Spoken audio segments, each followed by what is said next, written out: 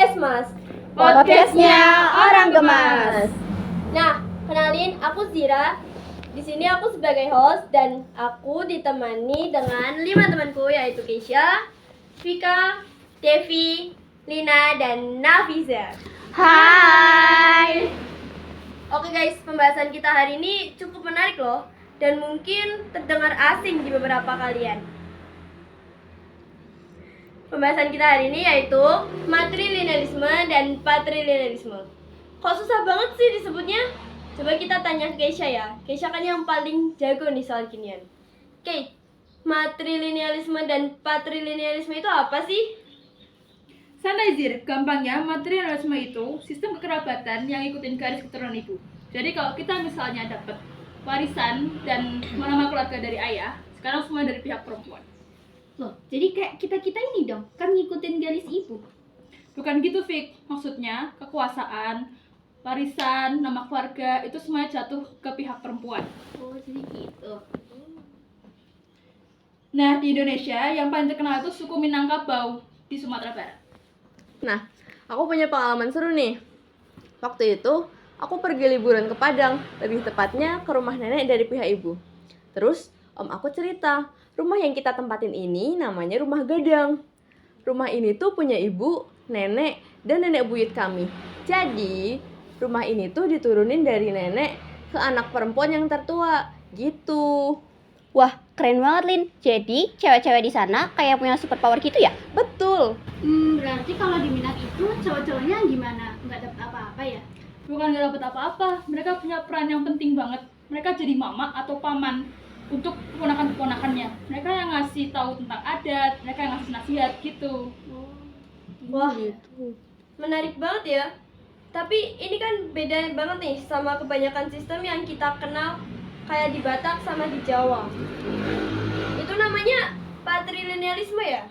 Betul banget. Kalau yang tadi kan dari pihak ibu, sekarang justru dari pihak ayah. Gimana kalau kita tanya ke Vika aja yang dari orang Jawa? Iya benar. Jadi kalau misalkan di keluarga aku, marga itu wajib diambil dari ayah. Kayak misalnya aku nih, marga aku kan Raden Roro. Nah itu semua diambil dari ayah. Jadi nanti meskipun aku udah nikah, marga aku itu tetap Raden Roro dan itu nggak akan berubah. Tapi nantinya anak-anak aku bakal pakai marga dari suamiku. Berarti cowok-cowok di sana punya peran besar buat terusin nama keluarga. Kalau mereka nggak punya anak cowok gimana dong? Nah, itu yang kadang jadi masalah. Di beberapa keluarga, kalau mereka nggak punya anak cowok, biasanya mereka bakal adopsi atau cari cara lain supaya garis keturunan mereka itu nggak putus.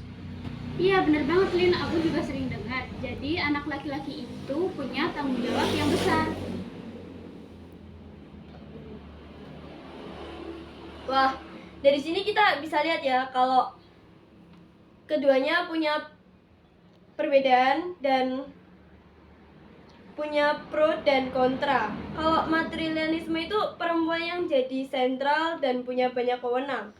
Kalau patrilinealisme itu laki-laki yang jadi poros dan punya tanggung jawab besar. Menurut kalian mana yang lebih baik? Aku rasa nggak ada yang lebih baik, karena keduanya kan datang dari kondisi yang berbeda. Nah, contohnya matrilinealisme di Minang ini kan karena adanya perantauan yang cukup banyak. Jadi yang menjaga kampung ini justru perempuan. Iya, dan di Jawa itu mereka kan punya sistem marga yang kuat. Jadi itu cara mereka buat tahu soal sistem kekeluargaan. Jadi ini bukan soal superioritas, tapi soal gimana setiap budaya itu punya cara sendiri buat bertahan. Jadi intinya cowok dan cewek punya peran yang sama pentingnya.